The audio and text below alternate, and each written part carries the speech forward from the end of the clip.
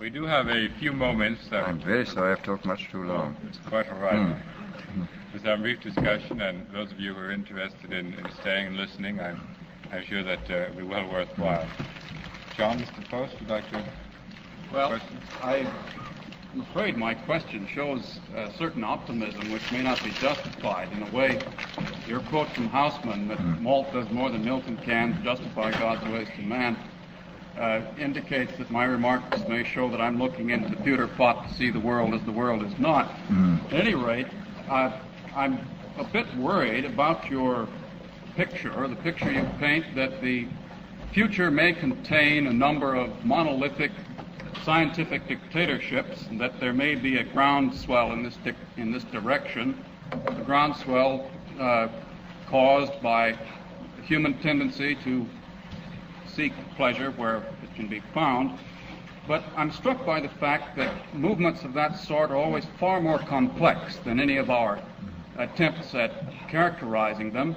And I think that perhaps in this complexity lies a ray of hope, that the future may not contain such monolithic scientific dictatorships, and that the developments which we can expect in light of the various technological achievements you mentioned may not lead in the direction of scientific dictatorships in the way you indicate. That this may depend to a great extent upon the nature or the characteristics of the nations in which these results are first introduced.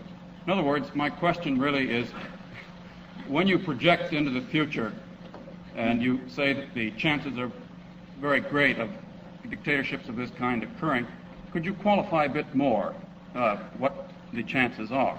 Well, I say I don't think the chances are very great. I think they are there.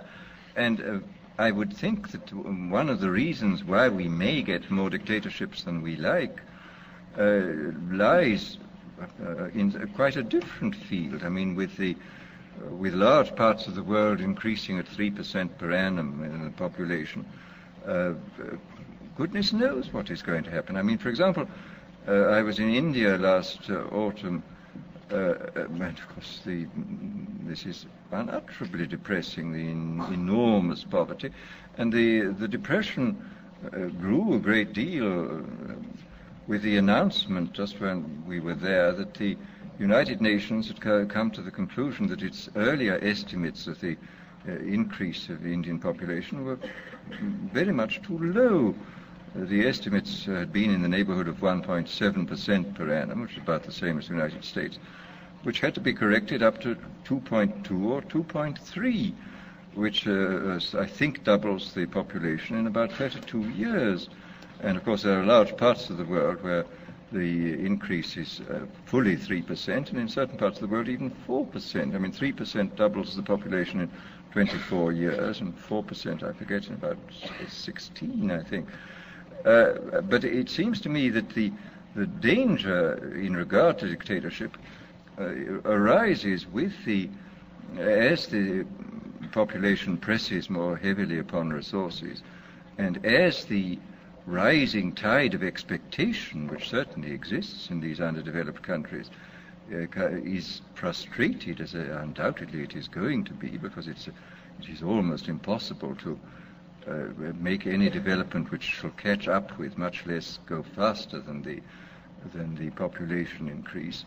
So we may get a great deal of social unrest, and of course social unrest leads first to chaos and then to dictatorship. I mean, I think that the prospect of some kind of dictatorship, either military or communistic, I think in most cases more likely military, it seems to me very great within the next 15 to 20 years.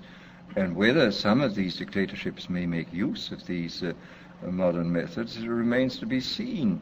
But I think that, unhappily, the prospects for dictatorships in large areas of the world seem to me very great at the moment. I think that there is a considerable likelihood of this thing happening. The implication seems to be that we ought to be apprehensive that these techniques fall into the hands of dictatorships, demigods, etc. But I could easily envisage a situation where Western democracies could use these methods, such as electrodes attached to the brain of the sac, in order to avoid accidental war. This could be put in very moral terms. Or that you give soma to the discontented minority of the population who are suffering from anomie, etc. Would you care to comment about the use of these techniques by democratic states? Well, you're a lot more pessimistic than I am. But maybe your pessimism is justified. I don't. I mean, this is the awful fact remains that when techniques have been discovered, sooner or later they tend to be applied. And in these techniques, where the object of application is the human being, you're obviously up against the most dangerous situation. And what will be the temptation for those in power? I mean, after all, we pray regularly not to be led into temptation, and this is a very profound and important prayer. I mean, experience sadly shows that if we are tempted long enough and strongly enough, we almost invariably succumb, and that the whole process of setting up a decent society is essentially setting up a society in which temptations to abuse power and shall be reduced to a minimum. But these new techniques, I think, do constitute a series of very powerful temptations, which to those in authority may finally turn out to be irresistible. I hope not, but I think what you say is something which we have to think about. I mean, that this might be applied with justification, as you say, in the highest patriotic and moral terms, even in democratic societies. I trust not, but one never knows, particularly under conditions of extreme military stress. It would appear, sir, that the type of dictatorship which you have outlined for us here today, and more detail in the Brave New World, would tend to be self-perpetuating unless there's a rise such a sharp social crisis as to disrupt the pattern of authority and break the hold which is being passed on from one generation to the other in these terms. But it would appear that the type of social crisis involved in large-scale warfare, whether it be nuclear warfare or otherwise, or the type of crisis involved in widespread famine, etc., would tend to disrupt this pattern of dictatorship.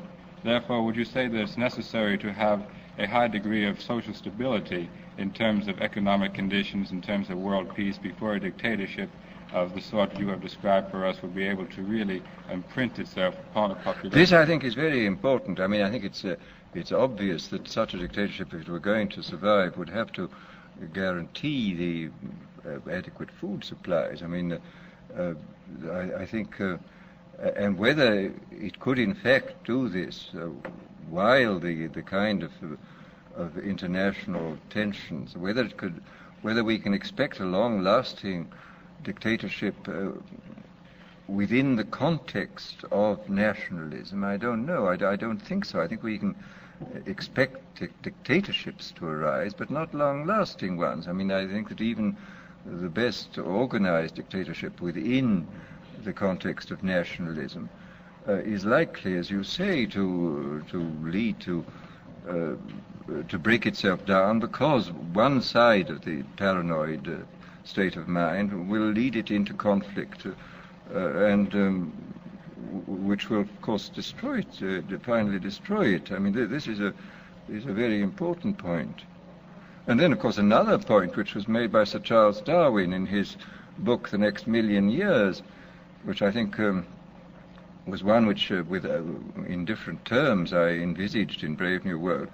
I mean, he points out that the human species is still a wild species. It has never been domesticated. I mean, a domesticated species is one which has been tamed by another species. Well, until we get an invasion from Mars, we shall not be tamed by another species.